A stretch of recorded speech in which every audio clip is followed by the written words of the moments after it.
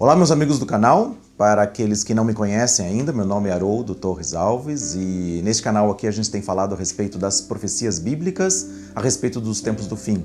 E nós temos trazido várias palavras a respeito dessas situações que nós temos vivido nesta situação de mundo contemporâneo, com todas as conturbações. Estamos falando a respeito de uma preparação do mundo para uma globalização, para uma nova ordem mundial. E este momento que nós estamos vivendo com a pandemia, exatamente com o medo das pessoas, as pessoas realmente com toque de recolher, com restrições de ir e vir, com uma obrigatoriedade de ser vacinadas, para que isso seja exatamente uma possibilidade das pessoas poderem ir nos lugares, entrar nos mercados, fazer as suas compras, fazer as suas vidas comuns, para poderem viajar, poder entrar em determinados lugares. Então, exatamente, estamos vivendo um momento de globalização, estamos falando de também uma crise econômica sem precedentes desde o ano passado, de 2020, quando começou essa pandemia a se alastrar para todas as nações. E agora, hoje é dia 20 de março de 2021, e nós estamos vivendo uma nova experiência, uma nova onda com uma nova cepa, uma nova variante do coronavírus, que é chamada P1 e está alastrando rapidamente, muito mais rápido do que aconteceu no ano de 2020 e pegando pessoas mais jovens e levando a um agravamento da doença a ponto dessas pessoas realmente serem entubadas rapidamente e sofrerem riscos muito sérios assim de morte. Isso tem acontecido, tem multiplicado a doença, multiplicado o agravamento e com isso também está gerando novos lockdowns por todo o mundo, uma crise sem precedentes e que então tem levado as nações a discutir exatamente como vai ser o processo de fazer um grande reset, de reiniciar a economia global para que então todas as pessoas possam viver, por causa que a crise financeira está alastrada em todos os países, há uma crise social, há pessoas cada vez mais pobres, a fome está se alastrando, então estamos vivendo dias difíceis. E então nós temos falado a respeito desses assuntos aqui neste canal, então você que está chegando agora, seja muito bem-vindo e que realmente você possa estar entendendo um pouco mais à luz das profecias bíblicas que nós temos trazido. E nós queremos realmente ser instrumento de esclarecimento, não é motivo aqui de controvérsias, de contendas, mas simplesmente trazer uma luz diante do que a palavra profética, escrita desde os nossos antepassados, tem se cumprido nesta geração. E eu falei num último vídeo a respeito de uma expectativa do povo judeu, especialmente os judeus ortodoxos, de terem o Messias vindo, aparecendo na nação de Israel para trazer a restauração de todas as coisas. Então, Israel, com o povo judeu que foi escorraçado, foi morto, uma grande mortandade, são realmente sobreviventes, por exemplo, numa história contemporânea de uma grande guerra mundial, quando mais de 6 milhões de judeus foram mortos pelo nazismo, mas também durante toda a história da humanidade, esse povo foi muito perseguido e sempre com uma grande expectativa de vir um Salvador, de vir um Messias, um rei em Israel para governar aquela nação e para trazer a restauração de todas as coisas. Então, nesse último vídeo eu falei a respeito dessa grande expectativa de judeus ortodoxos de vir o Messias para a restauração desta nação. E por isso,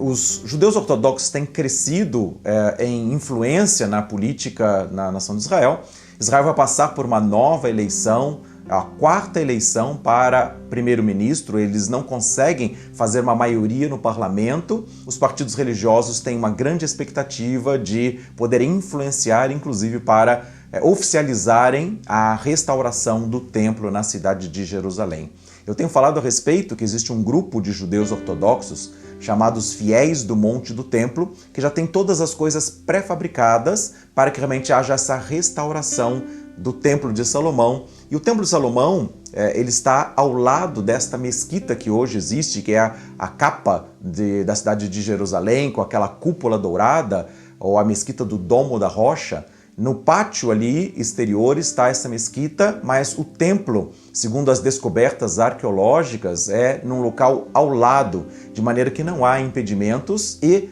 segundo a palavra profética, nós cremos na Bíblia que diz que haverá a reconstrução do templo do lado desta mesquita que ficará no pátio exterior. Então, o texto de Apocalipse, capítulo 11, versículos 1 e 2, fala a respeito disso, que o pátio exterior não era para ser medido pelo apóstolo João, porque ele foi dado aos gentios que durante 42 meses vão calcar aos pés a cidade santa. Então, o que quer dizer isso dentro de um contexto profético é que haverá um acordo de paz internacional entre árabes e judeus, mediado pelos organismos internacionais e pressionando Israel a ceder a cidade leste de Jerusalém, que foi conquistada na Guerra dos 6 Dias, em junho de 1967, e então eles vão ceder para que seja a capital de um futuro Estado palestino, e em troca, então, os palestinos, os árabes, possam ceder a parte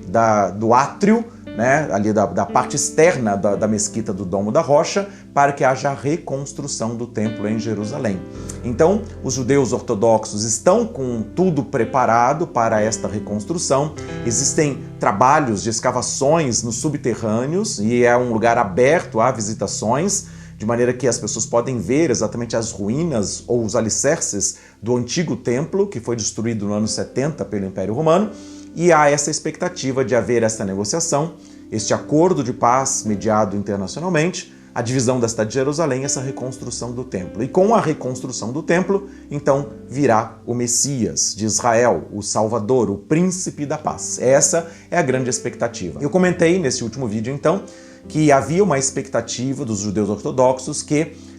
o Messias se apresentasse a Israel como esse Salvador, como esse grande líder que vai conduzir Israel à paz. Eles anseiam por paz e segurança para o seu povo, e então esse Messias poderia já ter se apresentado na festa do Purim, né, que já aconteceu. Existem outras expectativas da festa da Páscoa, mas a reconstrução do templo, segundo algumas linhas, né, de judeus ortodoxos, depende do Messias apresentar-se primeiro, para que então ele dê a ordem para a reconstrução do templo. Então, entre os próprios judeus há muitas controvérsias. Isso, claro, eu estou falando agora dos judeus que creem na vinda do Messias, desses judeus que estão buscando a Deus, que estão ali rezando no Muro das Lamentações, pedindo realmente que haja paz e segurança, que haja restauração do grande Israel.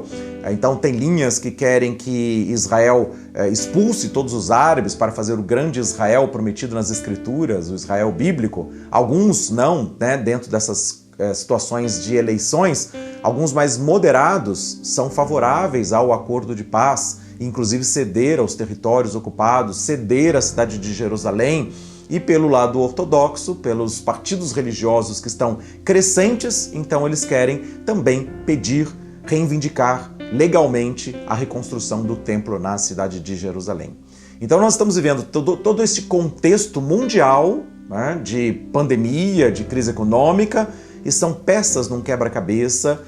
para o estabelecimento de uma nova ordem mundial, desse grande reset, mas do ponto de vista religioso existe realmente esta grande expectativa que o Messias apareça. Esse Messias, esperado pelos judeus, por isso essa linhagem ortodoxa dos judeus, é o Príncipe da Paz, que vai trazer paz e segurança, ordens, né, de paz e segurança para todas as nações, não somente para o povo judeu,